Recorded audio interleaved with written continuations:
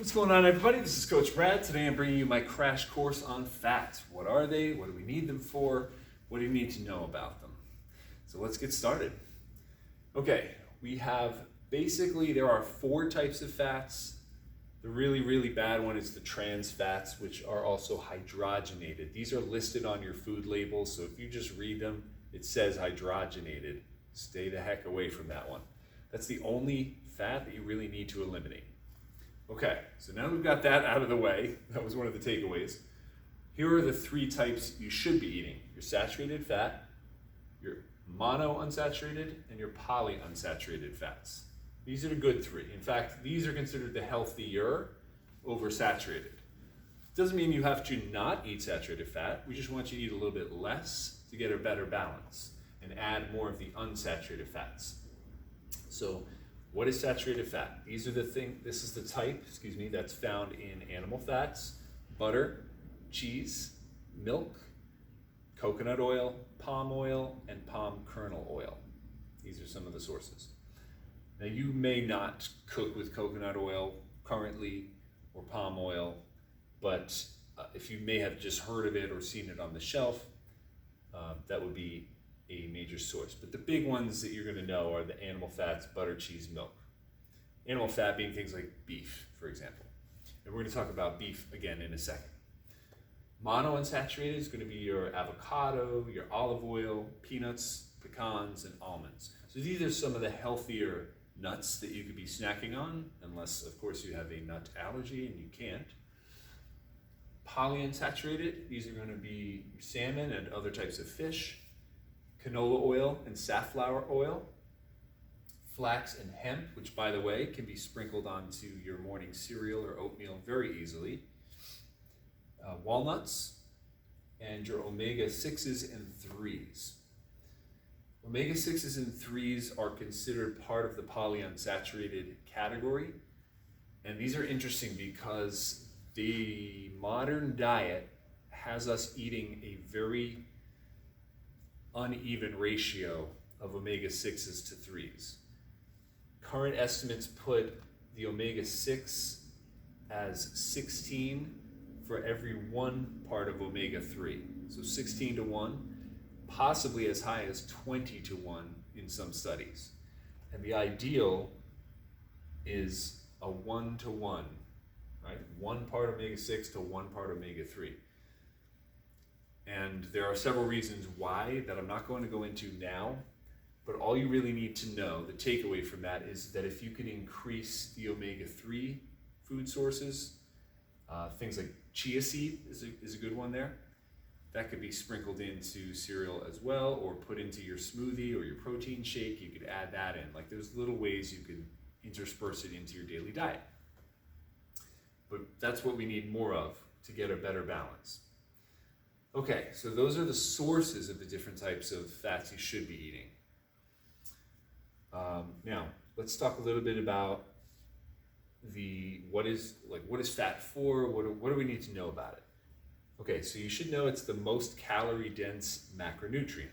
We have the proteins, we have the carbohydrates, we have the fat.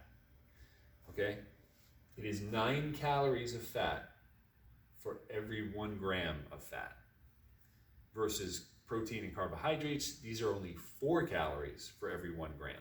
So this is more than double. That's great if you're on a desert island and you've got a coconut tree. You could have a lot of calories from that. You would be able to survive on coconut meat and coconut water.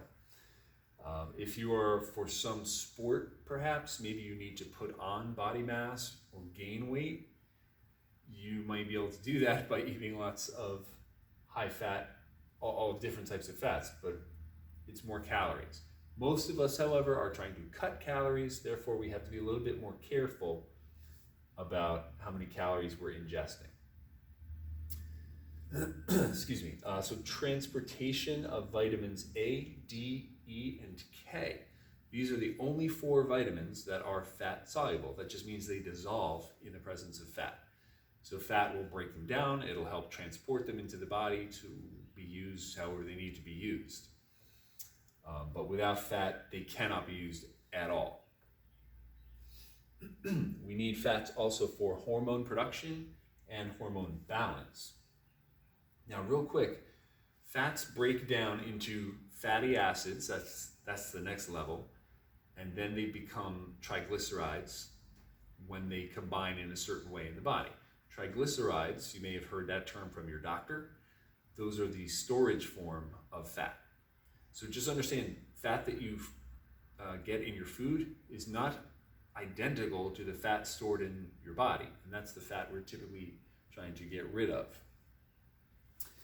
Now, some interesting things that I found are dietary fat combos. Foods are not generally one type of fat. They're a mix of these big three here. For example, eggs, which could be considered part of the saturated fat category. If you look at their fatty acid content by percentage, they are 39% saturated fat, but they're 43% monounsaturated fat, and another 18% polyunsaturated fat.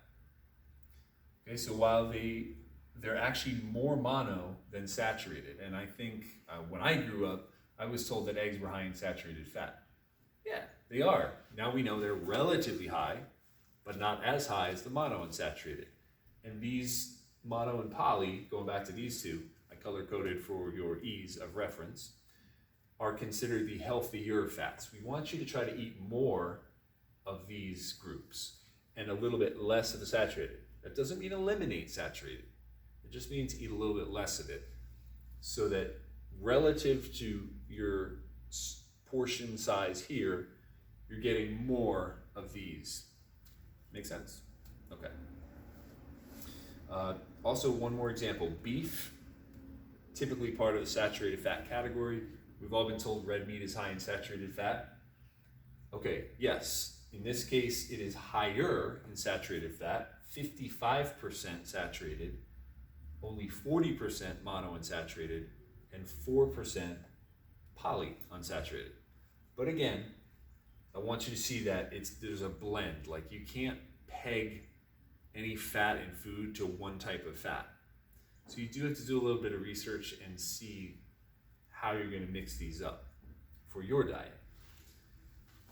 Another interesting thing I found was that we're typically told that things like cardiovascular disease and heart disease come from a diet high in saturated fat. And that's interestingly not true.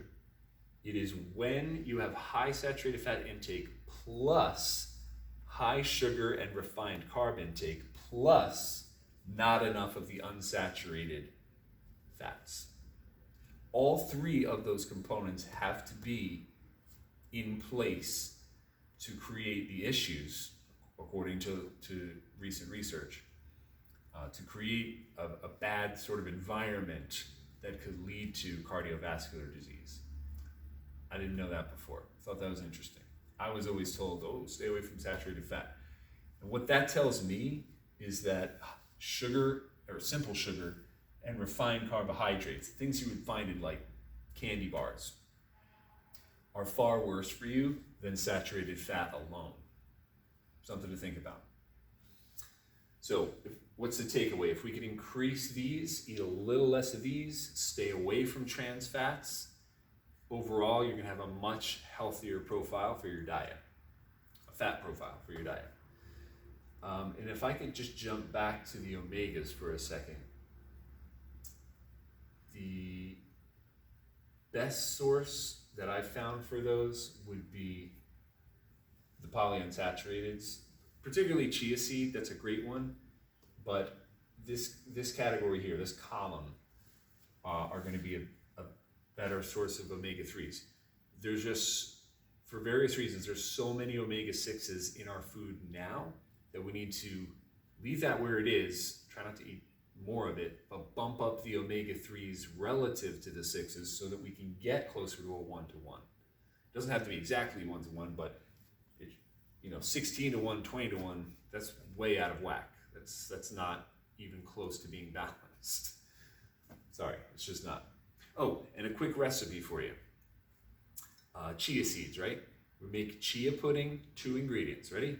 Chia seeds and your choice of milk. I happen to like almond milk because it's lower in calories, but you can use regular milk too. all you do is combine a couple tablespoons, 2 or 3 tablespoons of chia seeds and the milk, like 8-ounce glass, right? Put 8 ounces of milk in there, stir it up, and let it sit in your fridge for 20 minutes. You all remember those chia pets? When you pour the water on them, the seeds put out that kind of jelly, and they stick to the chia head or whatever, whatever it's called. I never had one. So that gel, though, apparently will soak in the milk in the glass. So the seeds expand, and they apparently fill up your stomach, which can help you feel fuller. But we're doing this for a different reason. The gel apparently scoops away extra buildup of things in your intestines, things that you want to get rid of. So it helps you eliminate waste quicker. It tastes good. It's super easy to make. 2 ingredients. I mean, it's hard to beat. And it's also a high source of fiber as well as omega-3s. But it's a great source of fiber too. So try that chia pudding recipe and let me know what you think. Guys, thanks for watching my video. I don't want to make this any longer or complicated with scientific stuff. I wanted to just hit the main points, and I feel like I did that. If you have any questions, or if you have suggestions of what you want to see in my next video, please comment below. I'll be looking for your feedback. Please like and subscribe to my channel. You can reach me at my phone number or website here. Again, thanks for watching, and I'll see you in the next video. Have a great day.